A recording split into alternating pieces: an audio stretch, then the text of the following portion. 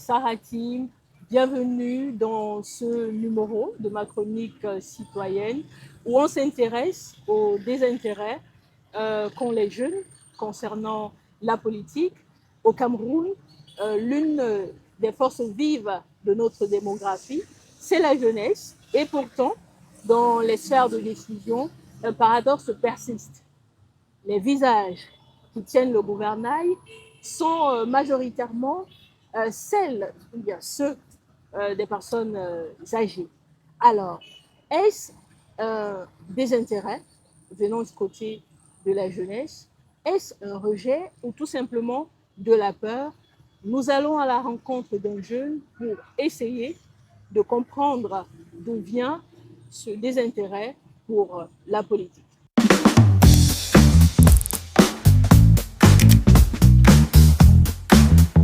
Salut Auguste. Bonjour Sarah. Merci d'avoir accepté de faire cet échange avec moi.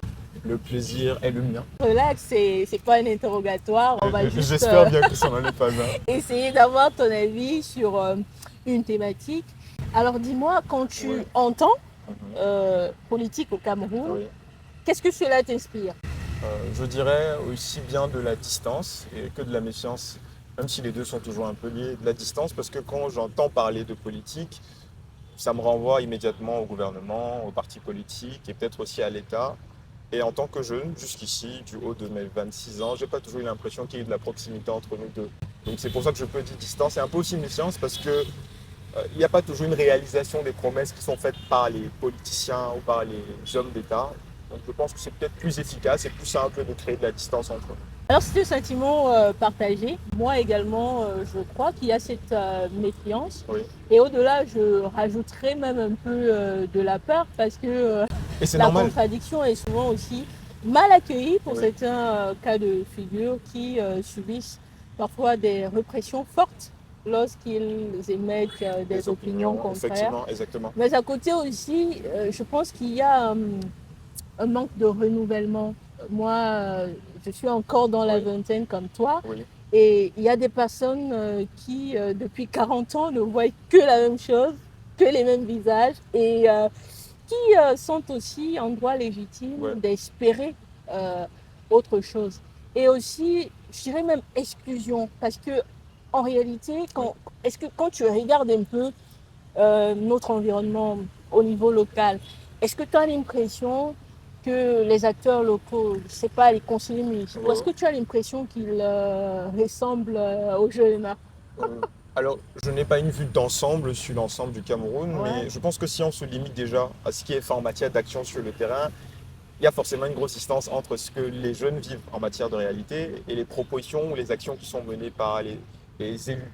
Et ça démontre justement à suffisance qu'il n'y a pas de la représentativité. Et tu as parlé de peur tout à l'heure, tu as parlé d'absence de renouvellement, tu as parlé d'exclusion. Je pense que c'est une chaîne qui s'entremêle plutôt bien. Quand on a peur de la politique, en tant qu'engagement, on ne va pas forcément s'investir. Et pour les plus résistants ou les plus résilients qui décident de s'investir, s'ils sont dans des écosystèmes où les conditions ne sont pas adéquates pour les accueillir, mais surtout, pas juste les exploiter, mais permettre leur évolution, c'est clair qu'après, il y aura de l'exclusion, qu'elle soit volontaire ou non. Ouais. Alors moi, j'ai observé que majoritairement, les élus locaux, les conseillers municipaux, on va même jusqu'aux conseillers régionaux, ce sont des personnes âgées. Cela contraste un peu avec la composante essentielle démographique de notre pays où on croit compter déjà près de 60% de la population qui est jeune.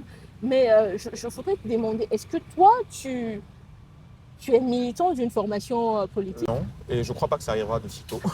mais, avant que tu ne te moques de moi, mais je suis engagé dans des causes sociales qui, pour moi, représentent un peu de la politique. C'est ma façon à moi de contribuer au bien-être collectif sans passer par des formations politiques parce que, comme je t'ai dit, je ne crois pas que ça va changer dans le futur, mais il y a peu de chances que je m'engage dans une formation. Alors justement, moi j'apprécie ton engagement social, c'est salutaire. Et je voudrais te demander, dis-moi, est-ce que dans les différentes associations où tu as été, est-ce que tu as l'impression qu'il y a des mécanismes clairs de promotion de la jeunesse? Bon, dans la société civile quand même, je pense que oui. C'est d'ailleurs pour ça que j'y suis encore. Je pense que si j'avais observé les mêmes travers qui sont décriés dans des cercles politiques, je me serais aussi retiré, peut-être pour trouver une autre voie dans laquelle m'exprimer.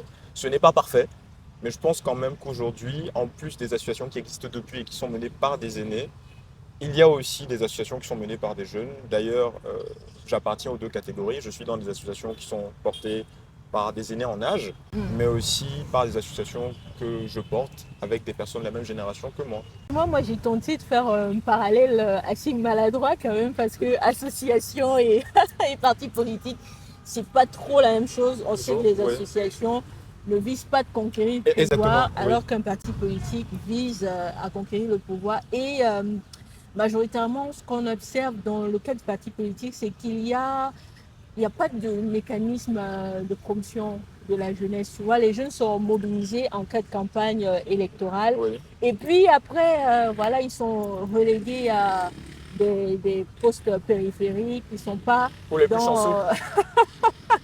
dans les cercles de décision. Et ça, c'est aussi un problème. Je pense que, en fait, ça, c'est mon opinion personnelle aujourd'hui, que le défi pour notre pays, ce n'est pas seulement de convaincre les jeunes Oui. de faire de la politique, mais il faut aussi plaider pour qu'il y ait des conditions de leur participation. Ouais. Et je pense que ça commencerait aussi au niveau des formations politiques qui sont fondamentalement des écoles de formation. Oui, qui devraient en tout cas. Voilà, et donc il faut qu'ils voilà, aient des mécanismes de promotion de la jeunesse. Mais est-ce que tu penses pas aussi qu'une conscience collective de dialogue ou bien de complémentarité entre des générations plus âgées et des générations plus jeunes est aussi voilà, bienvenue? Moi, je suis totalement d'accord avec toi. Il faut qu'il y ait un dialogue entre les deux générations. Et quand je dis les deux générations, c'est aussi peut-être sur le plan de l'âge pour que ce soit plus facile à comprendre. Et ce dialogue est indispensable à la création de cette conscience collective dont tu parlais. On ne peut pas vouloir s'engager en politique s'il n'y a pas de narratif commun de gestion de la cité. Parce que c'est ça la politique, la gestion de la cité. Si en tant que jeune, je ne me sens pas considéré dans la gestion de l'environnement dans lequel je vis, il n'y a aucun intérêt à ce que je m'investisse. Par contre, si en collaboration, en discussion, en dialogue avec les aînés, il y a cette complémentarité, cet échange d'informations, ascendant, descendant, qui devient finalement horizontal, il y a de meilleures conditions pour la conscience collective, pour le narratif commun et donc pour l'engagement politique. Merci beaucoup. Nous l'aurons compris, la jeunesse ne peut plus attendre une hypothétique transmission du pouvoir. Elle doit pleinement s'engager dans la vie publique et cela passe par l'engagement politique. Elle doit investir les conseils municipaux, elle doit porter des projets politiques, elle doit également se former dans la notion de politique et cela implique tout de même qu'il y ait une préparation des conditions pour une participation massive des jeunes.